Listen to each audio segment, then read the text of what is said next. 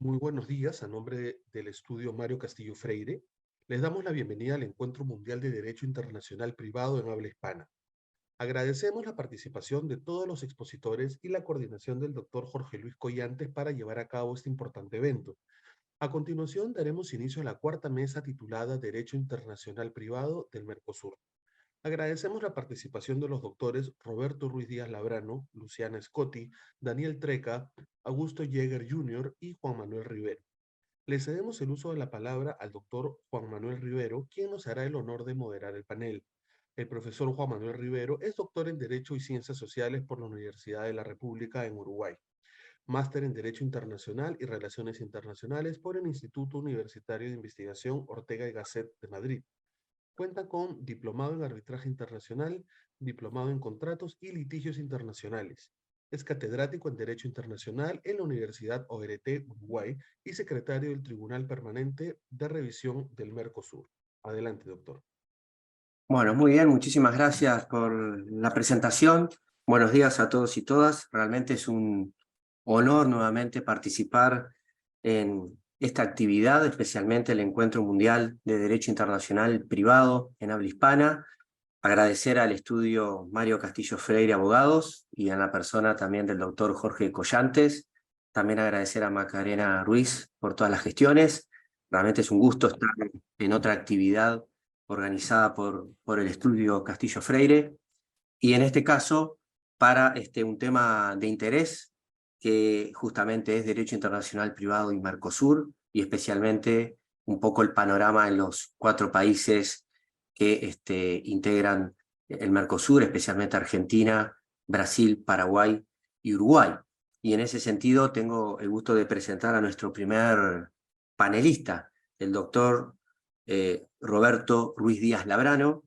El doctor Ruiz Díaz Labrano es doctor en Ciencias Jurídicas por la Universidad Nacional de Asunción, profesor titular de la Cátedra de Derecho Internacional Privado y profesor titular de la Cátedra de Derecho de la Integración en la Facultad de Derecho de la Universidad Nacional de Asunción, profesor en la Maestría en Derecho de la Integración y Derecho Internacional Privado de la Integración de la Facultad de Derecho de la Universidad de Buenos Aires, la UBA, profesor invitado en universidades europeas y americanas, expresidente y miembro del Tribunal Permanente de Revisión del Mercosur, miembro de la Academia Paraguaya de Derecho del Paraguay y miembro honorario de la ASADIP, integrante del Cuerpo de Árbitros de la Cámara Nacional de Comercio y Servicios del Paraguay y autor de obras jurídicas individuales y en obras colectivas, y ejerce la profesión en áreas de su especialidad, y quien recientemente ha sacado a luz su nueva obra de Derecho Internacional Privado.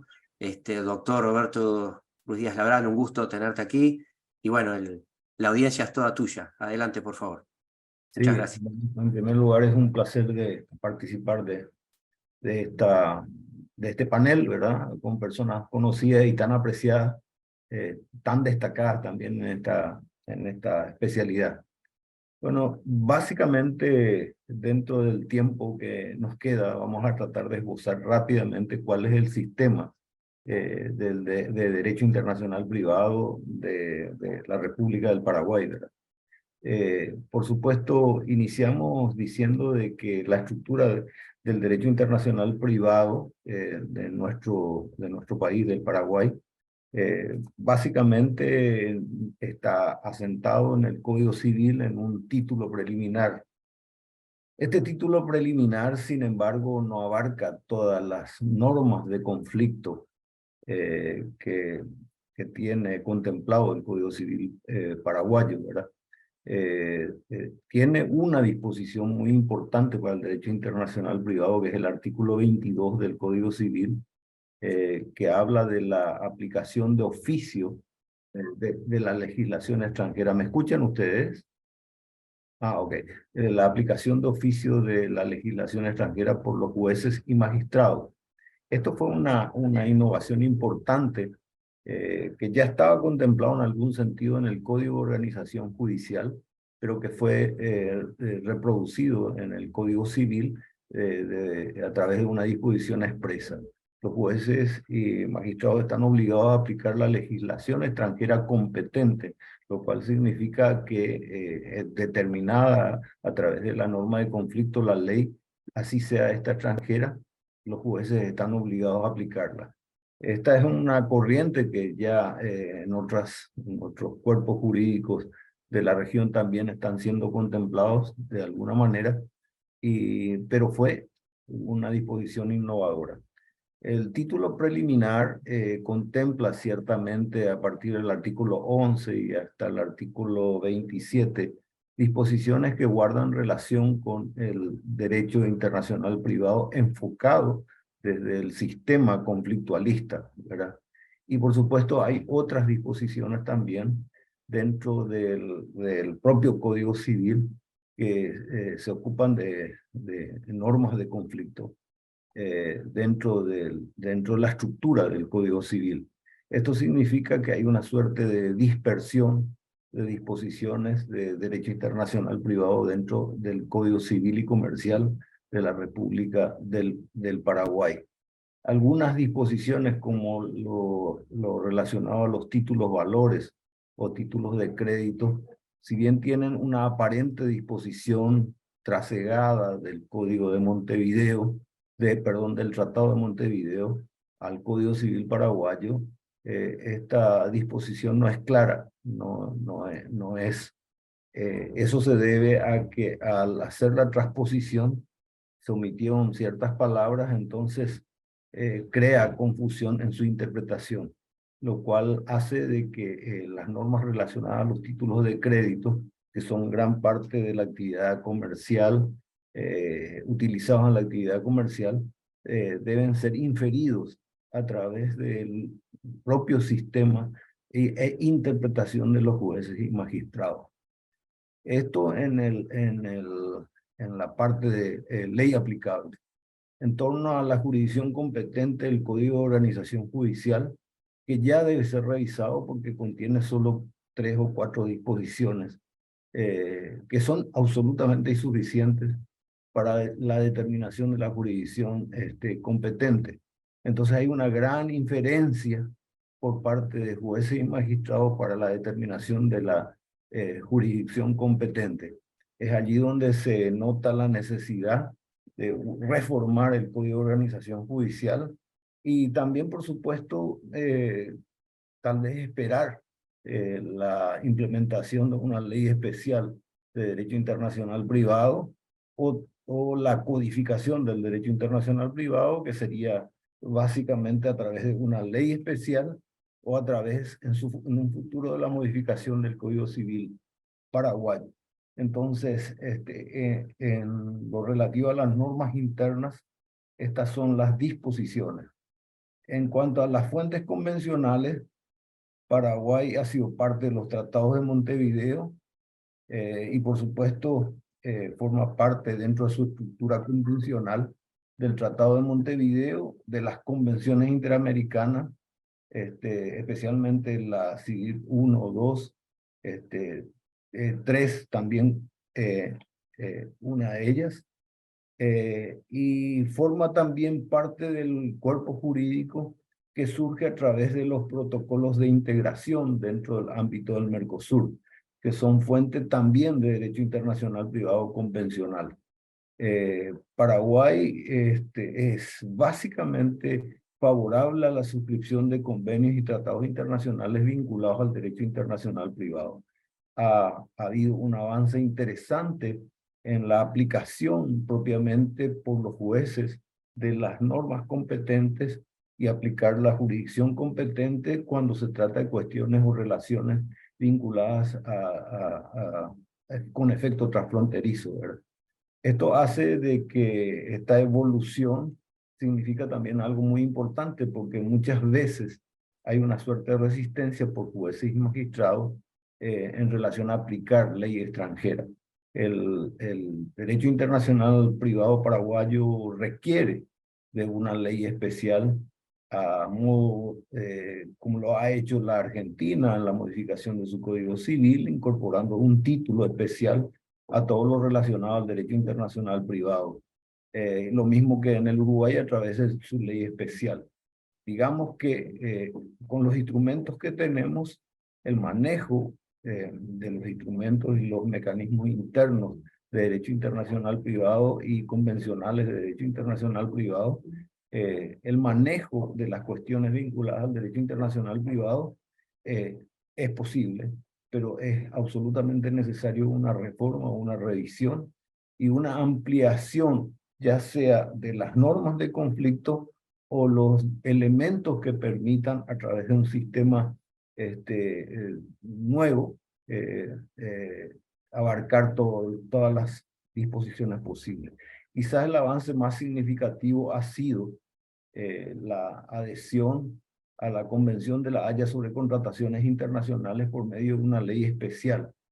Esto sí constituye una innovación muy importante, porque significa una amplitud en cuanto a la ley aplicable y la autonomía de la voluntad en la elección de la ley aplicable los contratos internacionales o a las contrataciones internacionales. Esta incorporación, que fue la primera relacionada a la Convención de la Haya, la primera que incorpora como legislación interna, constituye una gran innovación porque incluso permite la posibilidad de aplicación de una ley que no nazca necesariamente dentro de un ordenamiento legislativo propiamente, sino a través de convenciones internacionales que en realidad son sugerencias para los estados, como ha sido el caso de la Convención de la Haya sobre contrataciones internacionales. La gran innovación que podemos apuntar en torno al ordenamiento jurídico paraguayo vinculado al derecho internacional privado es pues la adhesión a la Convención de la Haya a través de una ley especial. Bueno, esta es una apretada síntesis de lo que es el derecho internacional privado. No quiero extenderme más, simplemente decirles la necesidad de reforma, la necesidad de amplitud y la innovación que representa la adhesión a la Convención de la Haya de Contrataciones Internacionales. Por lo tanto, esto es mi aporte. Bueno, muchísimas gracias, doctor Labrano, siempre claro y preciso en las apreciaciones, en este escaso tiempo que tenemos. Bueno, muchísimas gracias, doctor. Voy a pasar entonces a nuestra siguiente panelista, en función de que hay varios paneles hoy en día. La doctora Luciana Scotti es abogada por la Universidad de Buenos Aires, la UBA, magíster en Relaciones Internacionales, también por la Universidad de Buenos Aires, doctora de la Universidad de Buenos Aires con tesis sobresaliente, recomendada al Premio Facultad, área de Derecho Internacional, diploma de postdoctorado, Facultad de Derecho de la Universidad de Buenos Aires, profesora de Derecho Internacional Privado y de Derecho de la Integración en la Facultad de Derecho de la UBA, profesora titular de Derecho Internacional Privado de la Universidad de San Isidro, investigadora categoría 1, Ministerio de Educación, secretaria de Investigación de la Facultad de Derecho de la Universidad de Buenos Aires desde 2022, vicedirectora del Instituto de Investigaciones Jurídicas y Sociales, doctor Ambrosio Ioya, 2019, e integrante de la Comisión Asesora del Ministerio de Relaciones Exteriores y Culto en materia de Derecho Internacional Privado, República Argentina, y miembro de la ASADIP. Luciana, bienvenida, es un gusto también tenerte, y bueno, la audiencia también es toda tuya en este momento. Muchísimas gracias, Juan Manuel, por la presentación. Un placer participar de este Congreso Mundial de Derecho Internacional Privado de habla hispana y también compartir con los distinguidos y queridos colegas. Bueno, me toca hacer un recorrido evidentemente breve y de alguna manera un equilibrio o un balance del derecho internacional privado argentino, el sistema de derecho internacional privado argentino, que evidentemente también está integrado tanto por la fuente convencional como por la fuente interna. Voy a comenzar muy brevemente a hacer un recorrido por la fuente convencional, principalmente porque en Argentina está claro, a partir de la reforma constitucional del año 1994, que las normas convencionales jerárquicamente son supralegales, sin perjuicio de que además hay tratados, instrumentos de derechos humanos que tienen jerarquía constitucional. Respecto de los tratados internacionales de derecho internacional privado, gozan de esta jerarquía supralegal en virtud del artículo 75, inciso 22 de la Constitución, que además esto es reafirmado por dos artículos dentro del Código Civil y Comercial de la Nación, que son el 2594 y el 2601. O sea, esta, digamos, supralegalidad en tanto corresponde en primer lugar ir a los tratados si los hubiera y resultaran aplicables, y en segundo término recién ir a la fuente legal.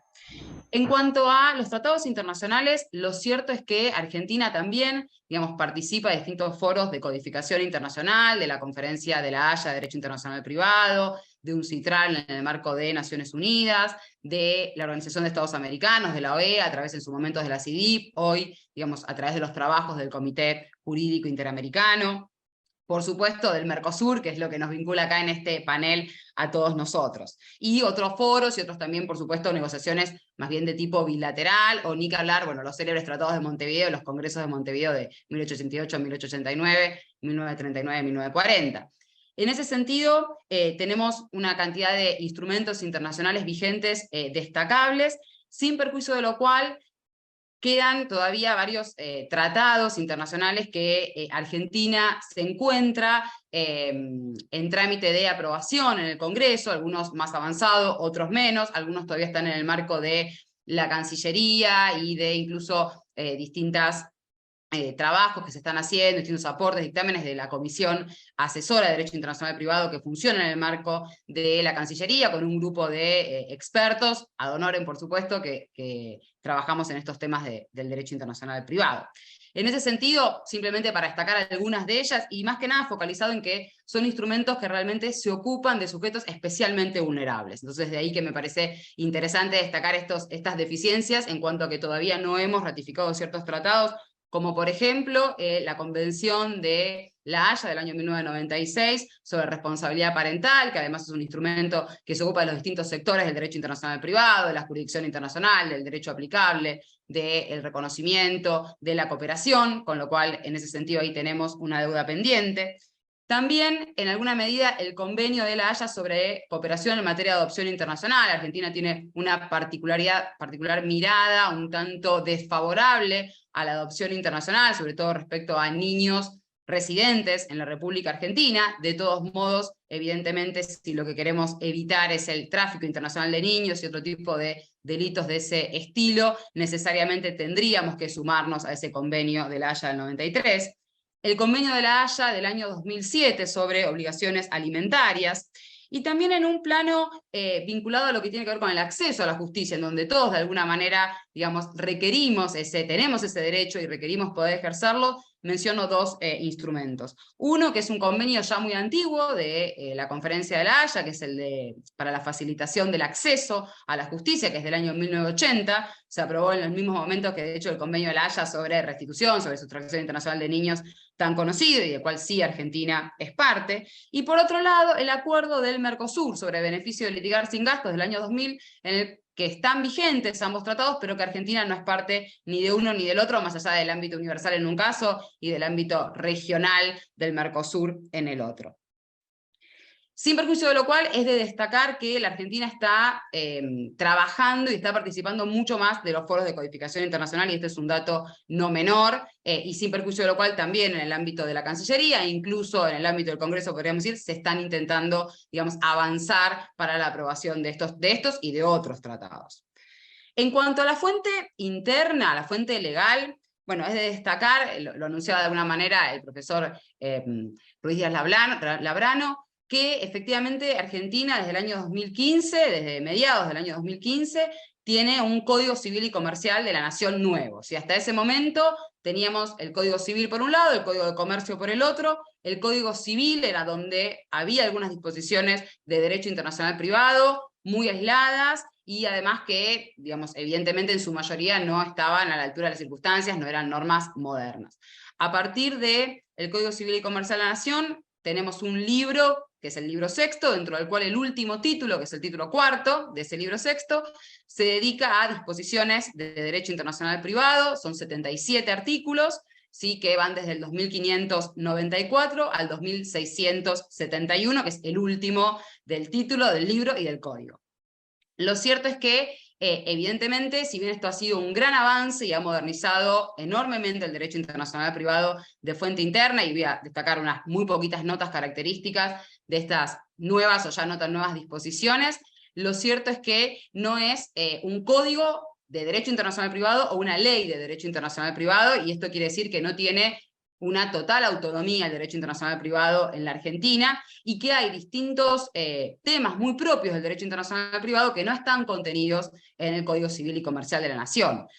Por dar un par de ejemplos nada más, bueno, por un lado, todo lo que tiene que ver con el reconocimiento y ejecución de sentencias y otras decisiones extranjeras, esto principalmente porque Argentina, digamos, en tanto Estado federal, las provincias no han delegado a la Nación las competencias legislativas para dictar códigos de forma, códigos procesales. Entonces, en ese sentido, las provincias se reservan este derecho, esta facultad, y por ende, bueno, más allá de que el Código civil y comercial, procesal, civil y comercial de la Nación, contiene, digamos, un título destinado a, y algunos artículos destinados a el reconocimiento y ejecución de sentencias extranjeras, lo cierto es que también vamos a encontrar más o menos replicadas esas disposiciones en los distintos códigos de las provincias, o en muchos de los códigos de las provincias. Entonces ahí hay un problema, se intentó incluirlo en el Código Civil y Comercial de la Nación, siendo que no deja de ser materia internacional, y por ende se entiende que federal, pero finalmente no pudo incluirse y no quedó ese título, ese capítulo en realidad, que estaba previsto en un anteproyecto inicial. Por otro lado, hay otros temas, sobre todo el derecho comercial internacional, del derecho comercial en general y del derecho comercial internacional en particular, que quedaron regulados en leyes especiales que se decidió no reformarlas en la oportunidad de la reforma del Código Civil y Comercial de la Nación, porque se entendió que iba a ser inabordable y que iba a ser una tarea infinita. Por ejemplo, la ley de sociedades, la ley general de sociedades, o la ley de concursos y quiebras, que tiene algunas disposiciones sobre, digamos, los aspectos transfronterizos, pero que evidentemente no fueron modificadas, y que, bueno, evidentemente se requiere o se requeriría alguna reforma, por lo menos en lo que hace al derecho internacional privado.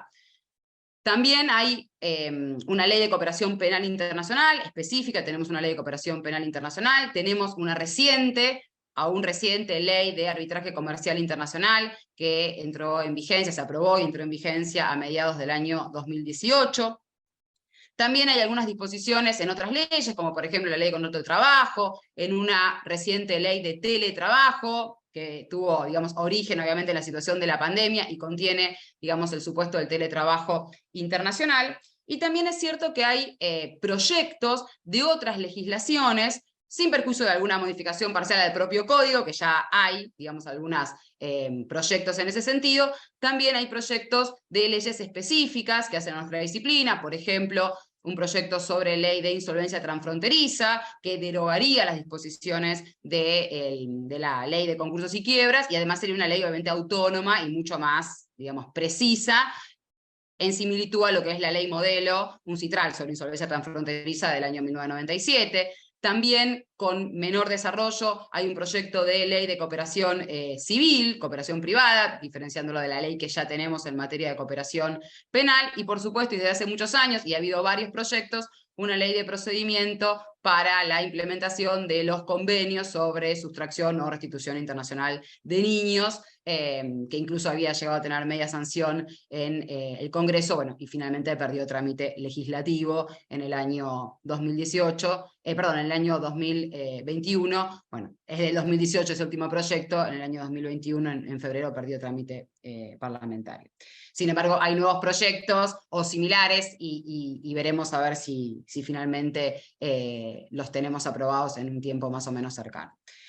Para ir concluyendo respecto a lo que es el Código Civil y Comercial de la Nación, algunas características interesantes. Bueno, tenemos por una parte que encontramos en alguna medida los principales sectores del derecho internacional privado, no solamente el sector clásico del derecho aplicable, también el sector de la jurisdicción internacional, y si bien no se pudieron contemplar estas disposiciones sobre reconocimiento y ejecución de decisiones extranjeras, sí se contemplaron algunas disposiciones sobre cooperación jurídica internacional, interesantes en el capítulo 2 de este título cuarto. El título cuarto del libro sexto tiene 3 capítulos, un capítulo llamado Disposiciones Generales, que en realidad son, digamos, normas generales, parte general sobre el derecho aplicable, luego también una parte general en el capítulo 2 sobre jurisdicción internacionalmente competente, en donde se incluyen algunas disposiciones sobre cooperación, y finalmente un último capítulo, el capítulo 3, sobre parte especial, en donde tenemos los distintos típicos temas, o algunos no tan típicos, más modernos, como por ejemplo uniones convivenciales, con sus reglas específicas sobre jurisdicción, derecho aplicable, y en algún caso algún otro tipo de disposición complementaria.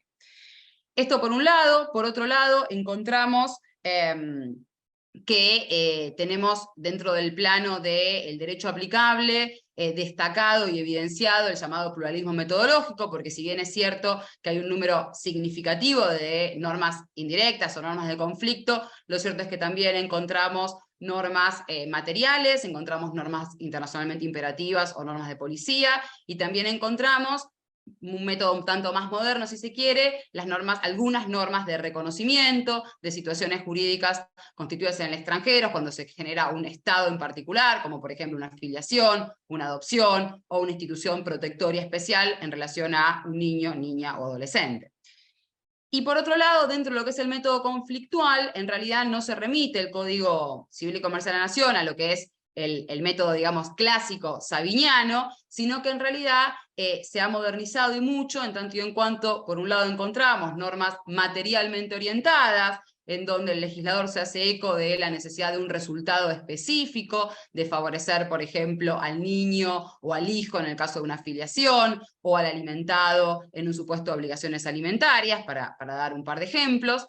Y por otro lado también, a partir de una llamada cláusula de excepción o válvula de escape prevista con alcance general en el artículo 2597, hay otras específicas, no me voy a remitir a ellas, pero esta cláusula de excepción general efectivamente lo que hace es flexibilizar la rigidez que muchas veces se da en relación a las normas indirectas y permite que digamos, la autoridad competente advierta, digamos, ante casos específicos que el derecho conectado claramente no es el que está más estrechamente vinculado, no es el que resulta más relevante, y por ende acudir a otro derecho que sí presente esos lazos mucho más relevantes, mucho más vinculados al caso concreto, de acuerdo a sus circunstancias objetivas y subjetivas. Por otro lado, respecto a lo que tiene que ver con el plano de la jurisdicción, lo que se advierte es claramente la guía o la orientación a favor del acceso a la justicia. Esto en cuanto a la limitación, la reducción de los foros exclusivos, en donde están taxativamente enumerados. Por otro lado, digamos, la contracara, que es advertir que en la mayoría de las disposiciones sobre jurisdicción hay varios contactos jurisdiccionales, es decir, la concurrencia de foros a favor del acceso a la justicia.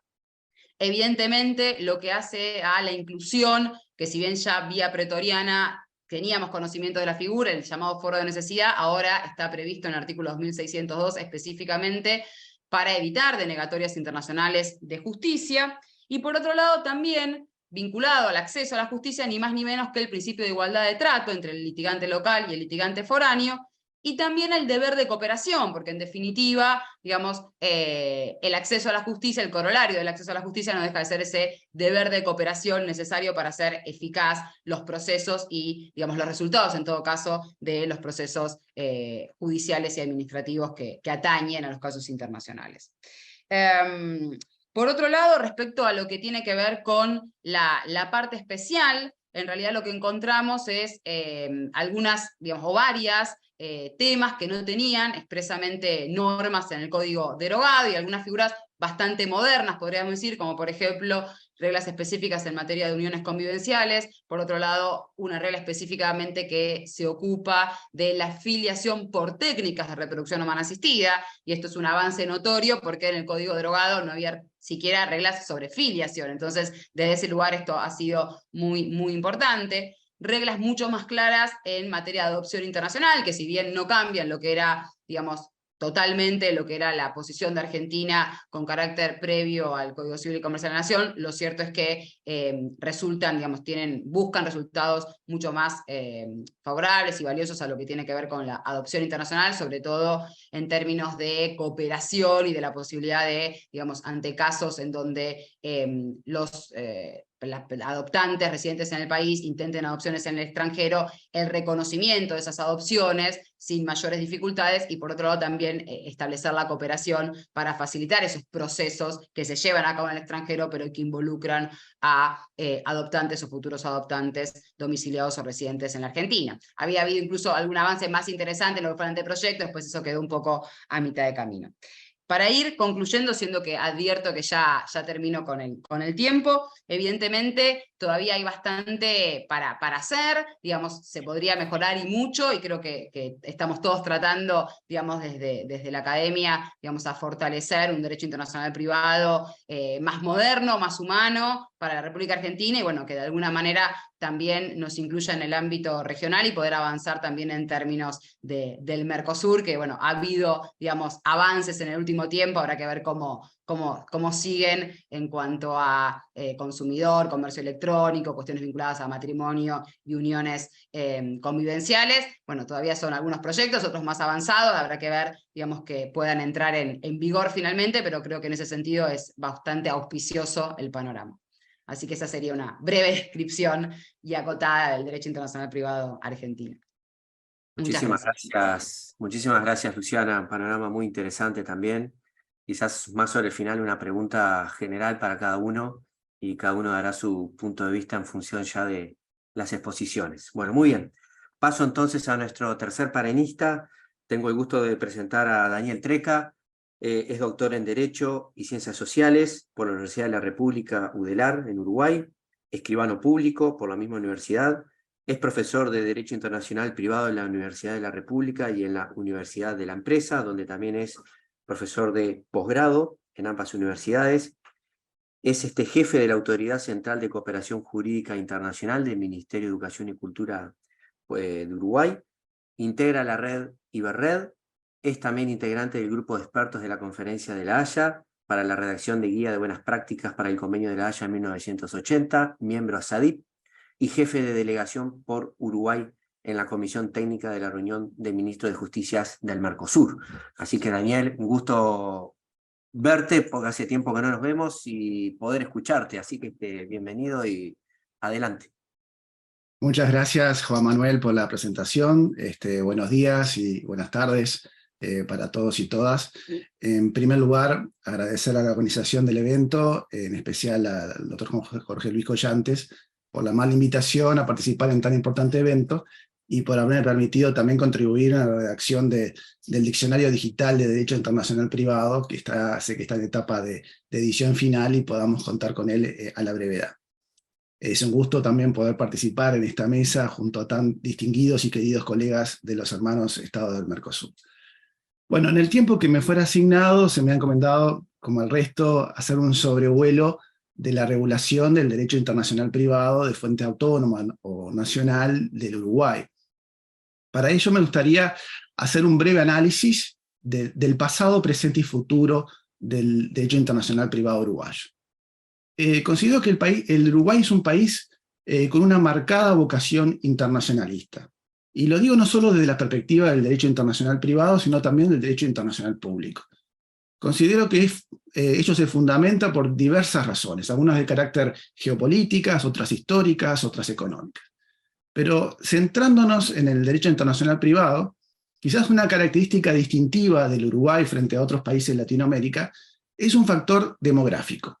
La población del Uruguay está conformada en su 100% por inmigrantes o descendientes de inmigrantes. Esta población está conformada por migrantes en su mayoría de origen europeo, españoles, italianos, franceses, ingleses, alemanes, así como también de otras regiones como Israel, Armenia, países africanos. Este dato demográfico forzó al país a hacerse desde sus inicios como país independiente las clásicas preguntas del derecho internacional privado. Cómo resolver las relaciones jurídicas entre un español que se encontraba en Uruguay y quería comercializar con un italiano, cómo saber cuál era su capacidad, si debería regularla por la ley española, la italiana, la uruguaya.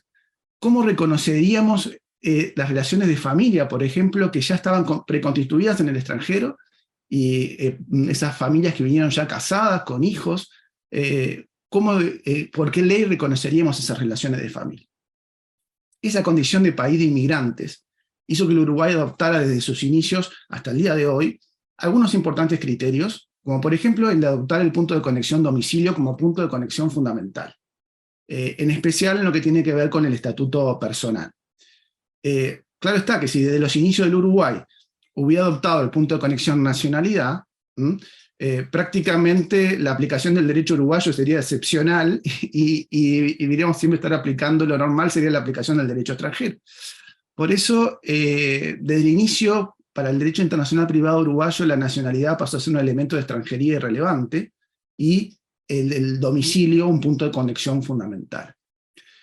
Por eso no resulta extraño que desde a finales del siglo XIX, poco tiempo después, en tiempos históricos, poco tiempo después de que el Uruguay se convirtiera en Estado soberano, el Uruguay tuvo iniciativa en promover la concertación de acuerdos internacionales en materia de derecho internacional privado, lo que arribaron a la negociación y aprobación de los tratados de Montevideo de 1889 bajo la iniciativa del delegado uruguayo, el profesor Dr. Gonzalo Ramírez. Estos tratados se convirtieron en los primeros tratados multilaterales en entrar en vigencia en el mundo. 50 años más tarde se volvió a la mesa de negociación con miras a actualizar las soluciones de los tratados de Montevideo del 89, arribándose a la celebración de los tratados de Montevideo del 39-40. En aquel entonces el delegado uruguayo era el profesor Dr. Álvaro Vargas Guillemet. Y luego de aprobados los tratados de Montevideo del 40, el doctor Vargas Guillemet redacta un proyecto de ley por el cual en 13 artículos sintetiza las soluciones consagradas en los tratados de Montevideo, y luego que se aprobaran en el 41 ese proyecto de ley, que se anexó al Código Civil como apéndice, constituyó hasta el año 2021, con la entrada en vigencia de la Ley General de DIP, la columna vertebral del derecho internacional privado. Pero claro está, durante 80 años que estuvo vigente esa norma, muchas cosas habían cambiado. Relaciones jurídicas que en aquel entonces no estaban previstas, obligó durante el transcurso de la vigencia del apéndice del Código Civil a hacer de los doctrinos y la jurisprudencia un esfuerzo de interpretación para quizás extendiendo el alcance extensivo de alguna categoría que originalmente no preveía regular ese tipo de relaciones, e encontrar allí la regulación. O en otros casos, reconociendo que esa norma tenía un vacío y debiendo entonces ser integrados por soluciones previstas por convenciones internacionales aprobadas con posterioridad por el Uruguay. Ello hizo que surgieran diversas interpretaciones doctrinales, soluciones jurisprudenciales, para adaptar el mundo de hoy a la ley que ya tenía 80 años de vigencia.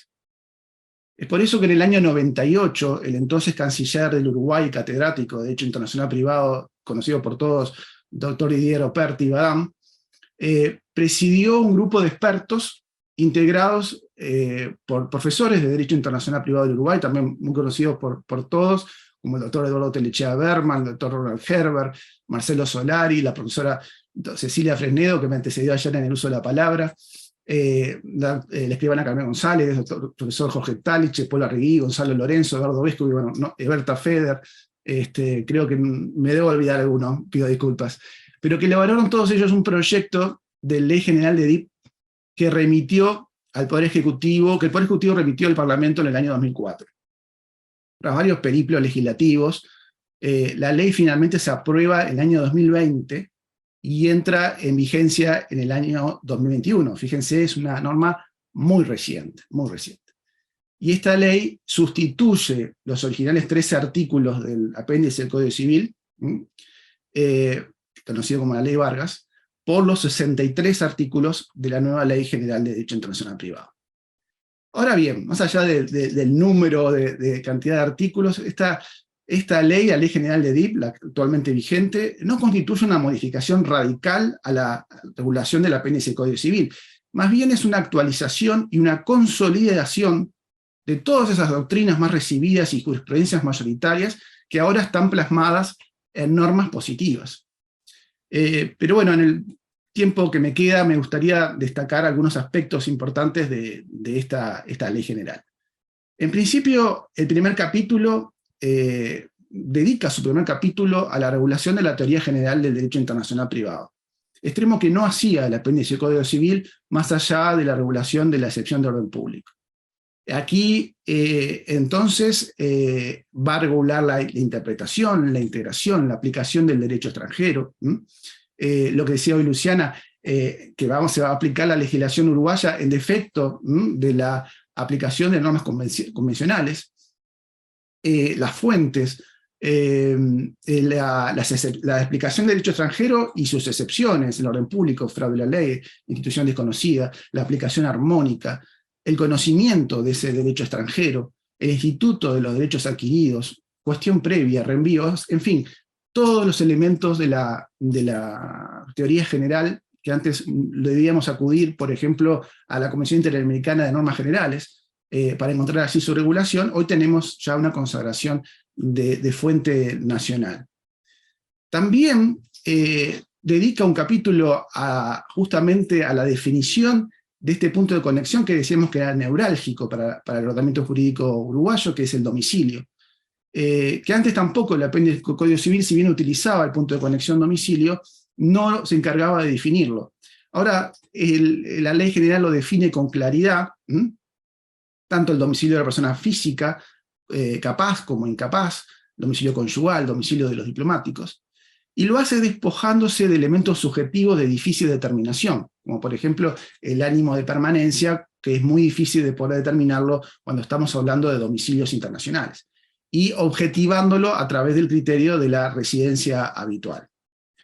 Luego pasa a regular cada una de las categorías, muy parecido como lo que nos decía Luciana, aparecen categorías nuevas, que muchas veces, ya sea porque son, por ejemplo, las uniones convivenciales no es un elemento nuevo, existió de toda la vida, pero no tenía regulación jurídica, y aquí pasa a tener una regulación jurídica. Otras categorías que fueron adquiriendo autonomía, como la categoría alimentos, que antes quizás se incluía en el alcance extensivo de una categoría más madre, bueno, ahora tiene una categoría autónoma.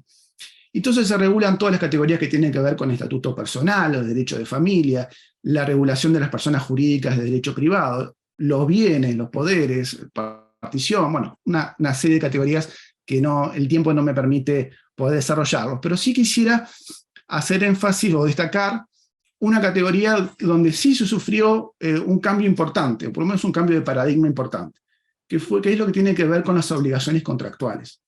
En materia de obligaciones contractuales, aquí sí hubo un cambio importante porque se pasaba de una acotada aceptación de la autonomía de la voluntad, tanto para fijar la ley aplicable como para determinar el juez competente, a que dicha autonomía pase a ser la regla. O sea, en principio se va a estar a la ley y al juez que las partes elijan, y en defecto de ella pasamos a las soluciones de tipo conflictual. Claro, esto no significa que una aceptación irrestricta de la autonomía de la voluntad debiéndose cumplir con algunos criterios que aseguren el no ejercicio abusivo de la misma, así como también alguna restricción para diferentes tipos de contratos, que a texto expreso establecen que no deja cabida la autonomía de la voluntad, como por ejemplo aquellos relacionados con los derechos reales sobre bienes ubicados en el Uruguay, cuestiones de derechos de familia, título de valores, mercado de valores, relaciones de consumo, relaciones de trabajo, contrato de trabajo, de seguro, contrato de transporte marítimo, que tienen sus regulaciones especiales. Por último, me gustaría destacar de la ley la jurisdicción directa, la regulación de la jurisdicción directa. Pasa de el apéndice tenía dos bases de jurisdicción, el domicilio del demandado y la que consagra el criterio del paralelismo, o sea, resulta competente el juez del Estado cuya ley resulta aplicable, a tener 9 bases de jurisdicciones generales, 5 especiales, una jurisdicción específica para materia contractual, y la determinación de la jurisdicción exclusiva, como una jurisdicción excepcional, pero bueno, estableciendo a título enunciativo algunos casos. Por último, me gustaría también destacar que, obviamente, si bien la Ley General de DIP es como la columna vertebral del derecho internacional privado uruguayo, no es la única ley de la materia, y me gustaría destacar el libro segundo, título 10, del Código General del Proceso, que regula justamente todas las normas procesales internacionales, y en especial la cooperación jurídica internacional. Este título, que también fue redactado por los profesores Diego Perti y Eduardo Telechea Berman, posee soluciones muy benevolentes para el reconocimiento y la ejecución de las sentencias extranjeras, por ejemplo, sometiendo el contralor de la jurisdicción indirecta a los criterios de jurisdicción de la ley del Estado sentenciante, y no del Estado donde se pretende hacer valer el fallo, como se encuentra regulado en las convenciones multilaterales regionales, como el Protocolo de las Leñas o la Convención Interamericana sobre Eficacia Extraterritorial de las Sentencias y Laudos Arbitrales Extranjeros. Esto obviamente facilita la circulación de los fallos extranjeros y para poder reconocimiento acá en el Uruguay. Otras normas también que integran el núcleo de Derecho Internacional Privado de fuente nacional son la Ley de Sociedades Comerciales, que regula la regulación de las actuaciones de las sociedades comerciales extranjeras en el Uruguay, el Código Añeso de Decencia, que regula la adopción internacional, una ley especial para el proceso de la restitución internacional de menores, normas sobre cheques, títulos de valores, mercado de valores, transporte marítimo, y la reciente ley de arbitraje que sigue la línea de la ley modelo UNCITRAL, entre otros. Queda mucho todavía para hacer en el futuro, ya sé que está bien en el tiempo, pero por ejemplo, para decir alguno, la regulación en cuanto a maternidad subrogada es algo que lo tenemos en el debe. Normas convencionales, Uruguay es parte de la mayoría de las convenciones interamericanas de la OEA, también de los protocolos y acuerdos del Mercosur, de varios convenios de la Haya, y están en el Parlamento justamente para la aprobación de varios más, de convenios de Naciones Unidas, convenios bilaterales, en fin. Simplemente, a modo de despedida, nuevamente agradecer la oportunidad de dirigirme a todos ustedes y poder hacer este sobrevuelo del derecho internacional privado uruguayo, y agradezco la atención dispensada. Muchas gracias.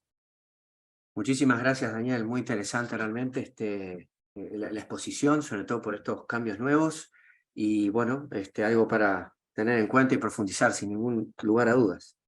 Bueno, vamos con nuestro último panelista, el doctor Augusto Jaeger Jr., es profesor titular de la Facultad de Derecho de la Universidad Federal de Río Grande do Sul, en Porto Alegre, Brasil, profesor del programa de postgraduación en Derecho de la misma universidad, líder del grupo de investigación de Derecho Internacional y Concurrencia, y es bolsista de productividad en la investigación de CNPq, Brasil. Augusto, gusto tenerte, ¿me escuchas bien? Sí, muchas gracias a todos, muchas gracias Juan Manuel, saludo a los colegas en la persona del maestro Roberto Ruiz Díaz Labrano, saludo a los integrantes de este panel y la organización del evento por la invitación. Intentaré, Juan Manuel y colegas, hablar en castellano, pero me corrijan si utilizaré algún término inespecífico que no comprenden, ya que es un Congreso de Derecho Mundial de Habla Española. Bueno, a mí me gustaría también hacer un recorrido sobre el pasado, presente y futuro de la legislación de derecho internacional privado en Brasil en sus tres vertientes: la cooperación internacional, la jurisdicción y la ley aplicable. Y tengo dos preguntas que me gustaría de científicamente responder. Una es si la legislación actual de Brasil es capaz de atender las demandas modernas del tráfico internacional y si existen o está utilizando Brasil de otras posibilidades de oxigenación del sistema de conflicto en Brasil, con, por ejemplo, convenios internacionales. Bueno, en primer lugar, necesito hablar que tenemos un nuevo Código de Proceso Civil de 2015 en Brasil, que reformó un código de la década de 70, y este Código de Proceso Civil es donde está ubicada la legislación de cooperación jurídica internacional actualmente. Y ahí tenemos artículos centrales, como por ejemplo el artículo 21 y el artículo 22 sobre la competencia concurrente, y el artículo 23 sobre la competencia exclusiva.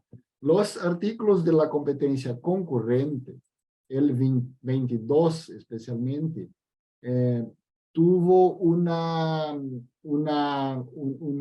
pasada a las relaciones de consumo que no eran previstas en el artículo en el Código de 73. Entonces, dentro de la competencia concurrente, me gustaría de destacar esta entrada del tema de las relaciones de consumo cuando el consumidor tuviera domicilio o residencia, claramente la residencia simple, no la habitual, la residencia en Brasil.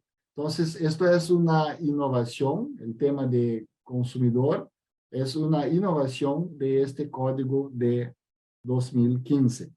Y en el tema de la competencia exclusiva, también tuvimos alguna actualización, pero en este fallo tengo una crítica muy fuerte, que es el artículo 23, inciso 3º, que considero yo y algunos otros colegas un retroceso, porque era algo que no estaba previsto en la legislación anterior e incluso estaba por la jurisprudencia ya superado, que es el tema del divorcio, de la separación que tiene inventario sobre bienes localizados, situados en Brasil. Esto ahora es una situación de hipótesis exclusiva de la legislación brasileña. Y no creemos que habería necesidad de cargar con nuevos procesos la ya lenta y demorada jurisdicción brasileña, porque las personas en este fallo de divorcio y separación están vivas, pueden defenderse, ¿no?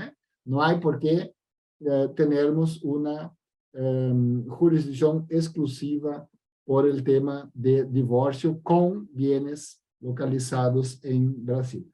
Y una otra gran innovación del Código de Proceso en términos de jurisdicción es el artículo 25, que permite ahorita expresamente la elección del foro judicial internacional, pero el artículo 25, lo leeré ahora, verán que está escrito en una forma difícil e inversa, porque la parte tiene que contestar la acción e invocar la cláusula de elección de foro para poder denegar la jurisdicción brasileña. Entonces, quedó así. No compete a la autoridad judicial brasileña el procesamiento y el juzgamiento de la acción cuando hubiera cláusula de elección de fuero exclusivo extranjero en contrato internacional argumentada por el reo en la contestación. Espera, para mí es una forma inversa de decir los contratos internacionales pueden elegir la jurisdicción competente para sus demandas. Y con esto termino la parte de la competencia judicial. Otra gran innovación del Código de 2015 fue la incorporación de un gran capítulo sobre cooperación jurídica internacional. Esto no estaba reglado en Brasil, tampoco en un código, y ahora tenemos realmente un capítulo, una legislación posible de coordinar y está avanzando mucho con el tema del auxilio directo, por ejemplo, que está claramente reglado ahora por este Código Procesal Civil de 2015. Bueno, esto todo sobre el derecho procesal internacional privado y ahora pasa un recorrido histórico sobre la ley aplicable. La primera legislación interna que tuvimos fue la introducción al Código Civil de 1916. Esta ley no era una ley, se llamaba solamente introducción, estaba a frente del código y tuvo la oportunidad de nacer con el código, junto con el código. Verán por qué hago esto destaque después, junto con el código. Esta ley de 16 tuvo la influencia de Mancini, el gran pensador italiano, a través de Pimenta Bueno y Clovis Bevilacqua, y oportunizó como elemento de conexión la nacionalidad. Esto provocó un alejamiento de Brasil, por ejemplo, de las convenciones de los tratados de Montevideo de Derecho Internacional Privado. Brasil no ha ratificado ninguno, porque en el tiempo de que ellos fueron redactados, Brasil no tenía domicilio y tenía la nacionalidad, en diferencia a los otros estados, por ejemplo, que hoy hacen parte del Mercosur. Y una otra cuestión que se puede mencionar sobre esta introducción de 16 fue que estaba prevista la autonomía de la voluntad en las obligaciones cuanto a ley aplicable.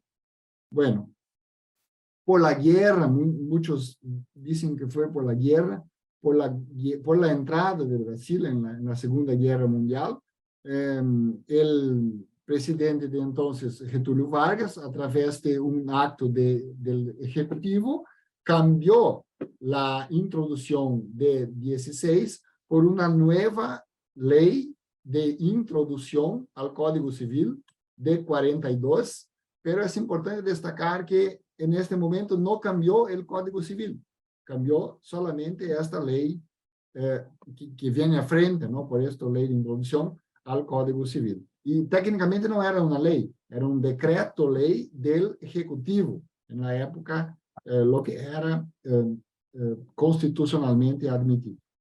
Esta ley de 42 se miró a Savigny, a Augusto Teixeira de Freitas, y estableció entonces por final el domicilio como elemento basis de conexión de derecho internacional privado.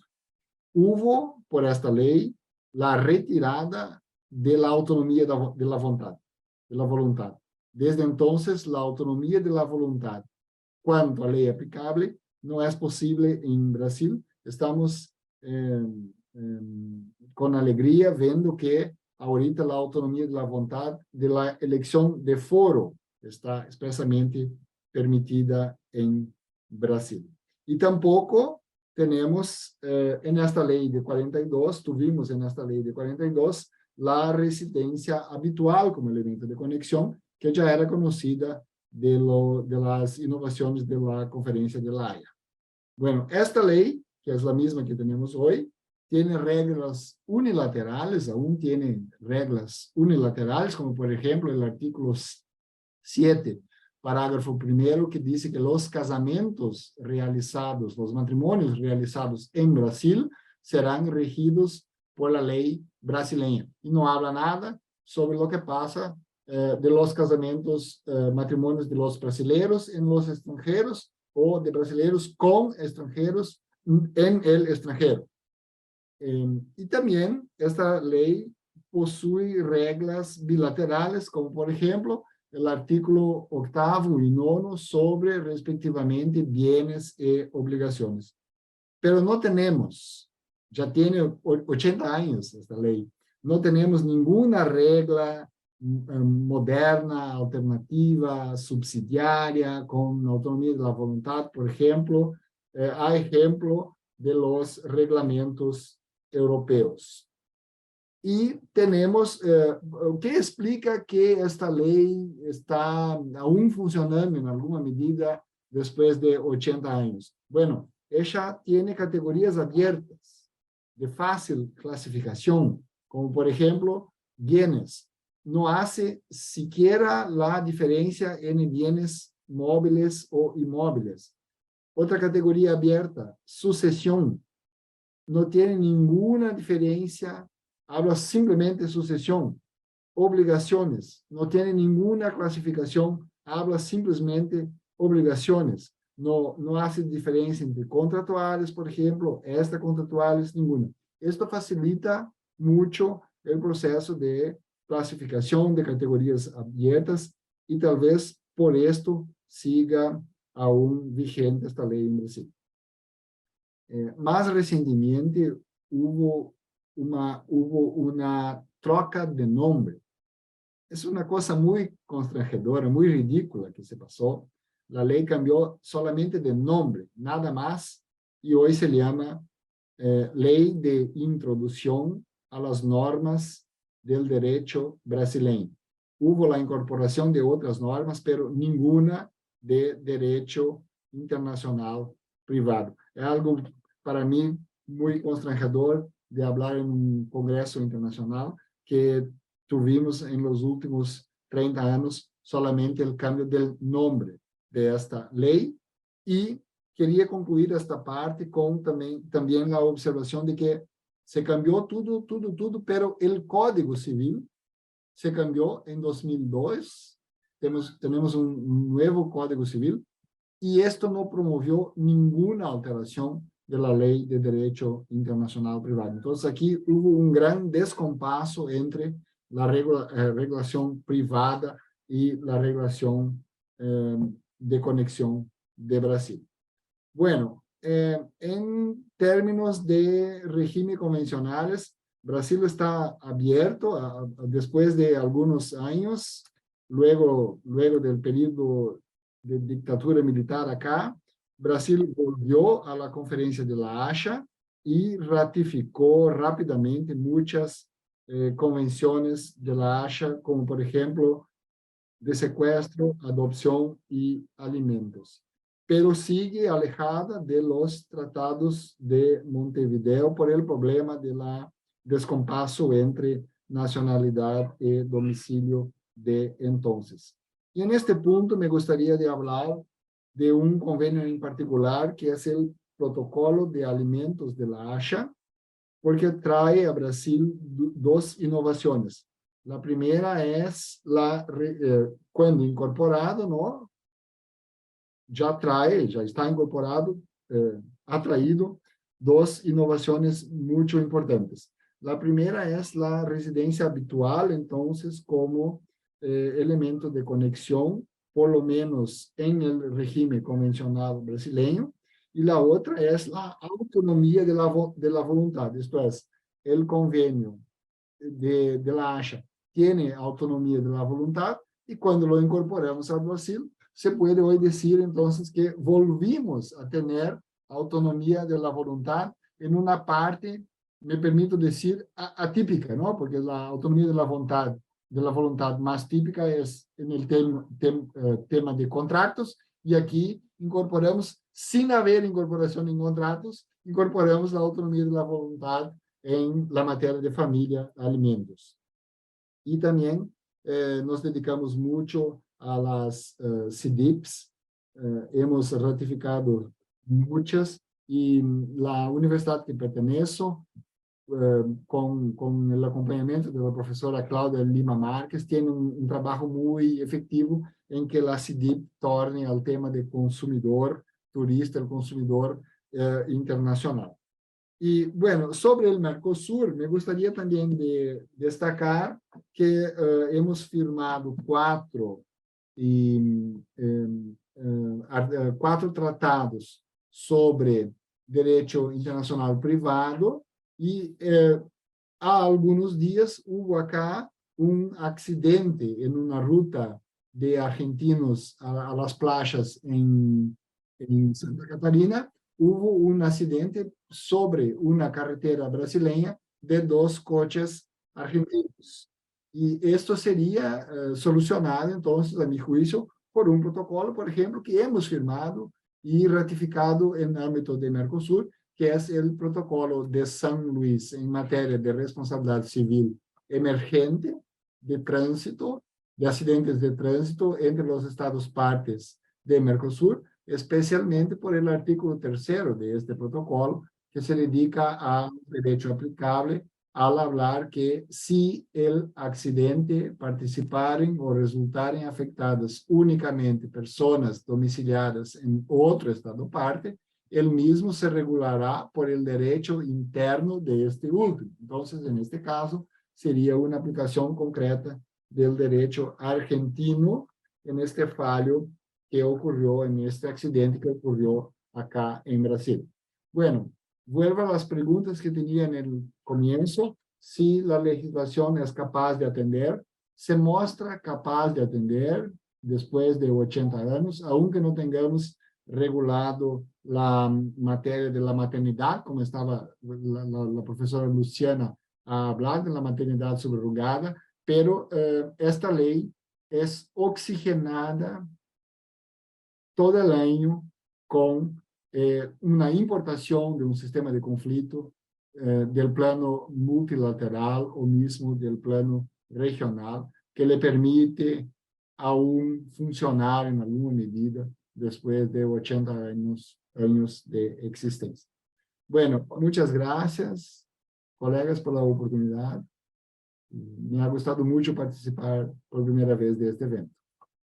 Muchísimas gracias, Augusto. Muy interesante, la verdad, el panorama de Brasil, que a veces uno no lo tiene muy en cuenta, y quizás también por el tamaño del país, al igual que en Argentina.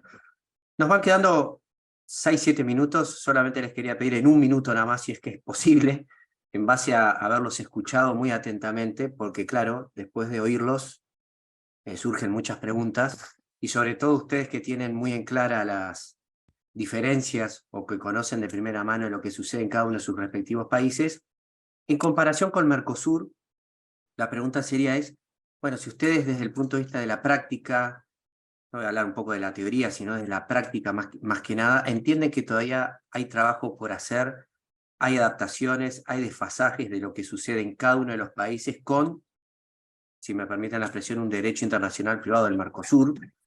Preguntarles capaz si es que lo hay, si perciben que lo hay, y si en función de esa percepción faltaría un ayornamiento desde los países a la normativa Mercosur, o quizás que en algunos ya está hecho, en otros no. ¿Cómo ven esa perspectiva, que es más que nada un poco de curiosidad? Y si voy al caso, empiezo por el orden que hoy estábamos, con Roberto Ruiz Díaz Labrano. Bueno, sí, la verdad es que es auspicioso lo que está ocurriendo en la región. Hay una especie de interés en actualizar, en modernizar. Lo hemos visto en el caso de la Argentina a través de su código, que es claramente novedoso porque en el mismo título tienen cuestiones relacionadas a la ley aplicable y a la jurisdicción competente en un código civil y comercial. Es una novedad sin duda alguna. La ley uruguaya también es una novedad importante. La adhesión de Paraguay a al convenio de la Haya sobre contratación internacional, ley aplicable a la contratación internacional, es una novedad importante. Está claro que hay un avance relacionado a la autonomía de la voluntad, ¿verdad? En el caso del Brasil, el Brasil te sorprende, ¿verdad? Porque hay veces que da saltos importantes y hay veces que se quedó en el tiempo. Perdón a mi querido amigo Augusto, ¿verdad? Pero es la realidad que yo contemplo. Está claro también de que los protocolos de cooperación jurídica internacional han sido un aporte muy importante desde Mercosur, ¿verdad? Y son varios protocolos, varios de los cuales hemos adherido y que están contribuyendo a que el derecho internacional privado, especialmente en el tema de cooperación jurídica, haya avanzado suficientemente. Pero también es claro que hay mucho por hacer. Hay campos nuevos del derecho internacional privado que no han sido abarcados a nivel de Mercosur, y hay toda una serie de novedades, sobre todo últimamente, especialmente en el avance de la autonomía de la voluntad en diversos campos, ¿verdad? Hay situaciones que no están contempladas, pero yo creo que es auspicioso pertenecer al Mercosur en el sentido de que ha servido para ir construyendo, digamos, una malla importante de derecho internacional privado de cooperación jurídica internacional. Muchísimas gracias, Roberto, por tu apreciación. Sigo con Luciana. No, coincido en líneas generales con Roberto, justamente desde lo que es el derecho internacional privado argentino de fuente interna, como fue actualizado recientemente, en general se tuvo en cuenta prácticamente todas las soluciones mercosureñas, digamos, al menos de los tratados que efectivamente, bueno, Argentina había ratificado, incluso el de beneficio de litigar sin gastos no está específicamente, no lo hemos ratificado, pero bueno, la idea del trato, digamos, igualitario y demás, en alguna medida no habría ningún tipo de incompatibilidad. Por ende, digamos, en ese sentido, incluso varias, digamos, en su momento, lo que fue el anteproyecto, se dieron, digamos, conocimiento a cuáles eran los antecedentes, las fuentes materiales de cada disposición, y en muchos casos había tratados, protocolos del Mercosur, o sea que en ese sentido no habría problema.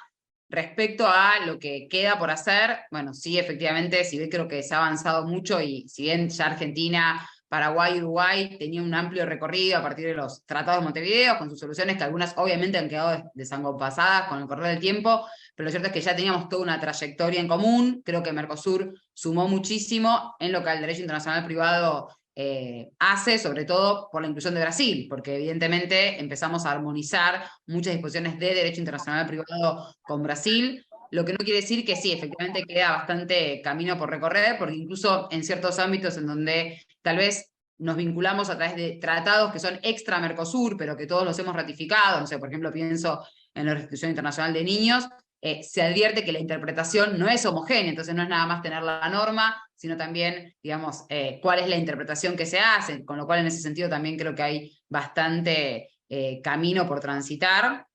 Y en líneas generales creo que, por otro lado, lo que también tenemos que tener en cuenta es que desde lo que es el Mercosur, desde lo que son, digamos, los órganos decisorios del Mercosur, sobre todo el Consejo de Mercado Común, se ha avanzado con varios protocolos, con varios acuerdos que son interesantes, pero que no se encuentran vigentes, porque en la mayoría de los casos se exigen las 4 ratificaciones, o incluso habiendo exigido menos, no han alcanzado vigencia. Me refiero al protocolo de Santa María en materia de jurisdicción internacional en materia de contratos de consumo, de relaciones de consumo, el acuerdo más reciente sobre derecho aplicable, aún más reciente el de comercio electrónico. Hay otros acuerdos, pero que quizás habría que ajustarlos porque han pasado mucho tiempo, digamos, y no han entrado en vigor, pero creo que en ese sentido hay bastante incluso ya hecho que habría que, bueno, digamos, ponernos a tono y desde cada país, bueno, hacer las aprobaciones legislativas del caso y luego las ratificaciones, ¿no? Porque son instrumentos interesantes que creo que harían un aporte muy significativo, sobre todo en esos temas de consumo y comercio electrónico. Creo que por lo menos de lo que es el caso del derecho argentino, sumaría y mucho. Muy bien, Luciana, muchísimas gracias. Daniel. Concuerdo con todo lo dicho. Yo creo que el Mercosur comenzó como el mismo trayecto que la CIDIP, en principio regulando lo que tiene que ver con la cooperación jurídica internacional, y eso creo que está bastante consolidado en el Mercosur. De hecho, hoy en día, entre parte del Mercosur, prácticamente que se utilizan exclusivamente los protocolos del Mercosur, y han aumentado exponencialmente los pedidos de cooperación. Pero creo que queda en el debe entrar a regular las cuestiones de las categorías. Hoy hablaba, por ejemplo, Augusto sobre la responsabilidad civil emergente de accidente de tránsito, que tenemos una regulación. También, por ejemplo, en materia de jurisdicción, en materia contractual, el protocolo de Buenos Aires. Pero, bueno, justamente ahora en esta presidencia pro tempore de Argentina, venimos de junio de aprobar en la reunión del Ministro de Justicia un acuerdo sobre materia de familia que regula el matrimonio, divorcio, relaciones personales entre cónyuges, las uniones convivenciales, régimen de bienes en el matrimonio. O sea, ya categorías, ley aplicable, juez competente y bueno, reconocimiento de esas relaciones. Está previsto en el horizonte ponernos a regular también lo que es la sucesión, la partición, la ley aplicable a los contratos. Y claro está, cuando entramos en estos temas, son temas quizás más difíciles para poder armonizar la legislación de todos los países, que van a requerir, sí, mayor análisis, pero creo que es necesario, si queremos conformar una unión, un mercado común, tener esas normas que contribuyen mucho para la seguridad política de nuestros países. Así que creo que en ese camino vamos. Muchísimas gracias, Daniel. Y bueno, y finalizo con Augusto y ya damos paso a la siguiente mesa. Sí, Augusto. Y seguramente Brasil también podría reformar su legislación para abrigar otras demandas. Yo me acuerdo que rápidamente perdimos en la década de 70, 60, 70, la posibilidad de reformar con una gran visión tolerante, diversa y universal nuestra ley con los trabajos del gran profesor Haroldo Valadão. Haroldo Valadão ha intentado muchísimas veces, de Rio de Janeiro, ha intentado muchísimas veces reformar la legislación. En 94 en 74 presentó formalmente un anteproyecto al Senado Federal y después hubo una readaptación en 95 y ninguna de estas posibilidades fue votada, fue aprobada por el Congreso Nacional. Ya en aquel momento, la nueva legislación era innovadora y hoy, claro, carece de alguna actualización, pero sí, la oxigenación que sufre actualmente la legislación brasileña, siempre dependiendo de convenciones internacionales, de ratificación de convenciones internacionales, para poder funcionar en alguna medida en el tráfico internacional, no es suficiente. Seguramente precisaríamos de una gran reforma. Perdimos otra vez la posibilidad en 2002 de hacer esta reforma junto con el cambio del Código de Derecho Civil y ahorita estamos sin ninguna propuesta formalmente tramitando en el Congreso Nacional. Es eso. Bueno, muchísimas gracias, Augusto. Bueno, muy bien, vamos a dar por finalizado entonces este panel, esta mesa 4, agradecer al doctor Roberto Díaz Labrano, a Luciana Scotti, a Daniel Treca y a Augusto Jagger Jr. Muchísimas gracias por haber participado, creo que anduvimos muy bien con el tiempo. Y bueno, también hacer el anuncio de la edición del Diccionario Digital en materia de Derecho Internacional Privado, que tiene como objetivo sintetizar más de 1500 palabras con terminología uniforme en materia de Derecho Internacional Privado. Bueno, con esto agradecer nuevamente al estudio Mario Castillo Freire, otra vez a Jorge Collantes y a los panelistas nuevamente, agradecer al público y bueno, supongo que nos estaremos viendo en alguna otra actividad de aquí a fin de año. Muchísimas gracias y nos despedimos hasta la próxima. Chau, chau.